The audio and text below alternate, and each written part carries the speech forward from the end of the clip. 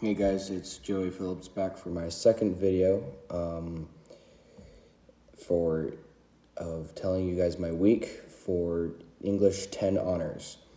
So on Monday, my teacher posted an assignment for us to create a coloring book that had different words that showed for different ways you could speak a phrase, whether it could be like a way of sarcasm or exaggeration, or so things like hyperboles and similes, and we've got some metaphors in there too, and a lot of longer other English words. We worked on that from Monday till Thursday, where we then presented it to the seventh graders at seventh grade English class, where we would print it out and color it with them and explain what each of the terms meant. So, but at the start it was quite hard for me to figure out how to turn a word that meant a phrase into a picture. I'd say that was the biggest struggle for me, but I'd say another one would be understanding why we actually need these words and terms for different things. Why can't we just say things as they are? I am a big fan of sarcasm. It comes from the family, and that's just one term that I use. I mean, it happens, and we can exaggerate a few times, but there's things like juxtaposition, which I've never even known was a word in the English language. I couldn't tell you what it means right now, but I found it very complicated, and English is not one of my strong senses. And then I was kind of thinking through it and reading different. I was reading and talking with other people, and I could actually see the metaphors coming up with conversations. And then I realized that, maybe we do need these things. The explanation will help us understand how to show our expressions and emotions. Though I think that was what those meant in our life, what those words and phrases mean in our lives.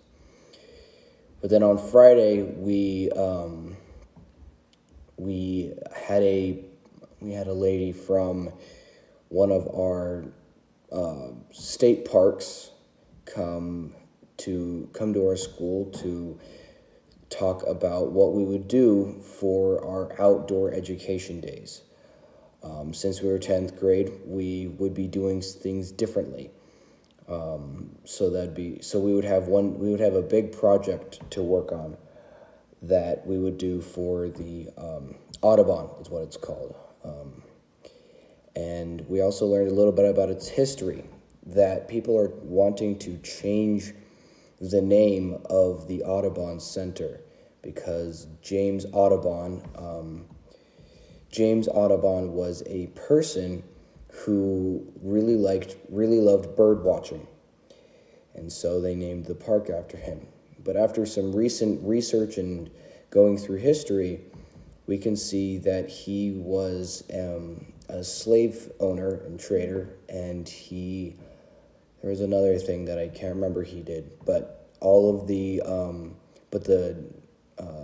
the government, since we're not part of national state parks, we haven't changed our name, but all of the other national parks have changed their name because of this, because they have found this history. But our state park, the Audubon, is reconsidering or discussing about why we should or should not change the name. And then we played a game about different reasons why our area is filled with birds and what their purpose is. I am not a big bird watcher because I just I don't really see a very big point in the creation of birds. Because as far as I could tell, but they weren't exactly needed. And then we had this class, and I realized, well, there's a few things that they are definitely needed for, like the spreading of seeds and from fertilizing it, and honestly, they're quite pretty sometimes. But that was the main takeaway that I had on Friday. And the main takeaway for the week, at least for the coloring book, was that we need to have an explanation for different things. That will be it for this week. Bye.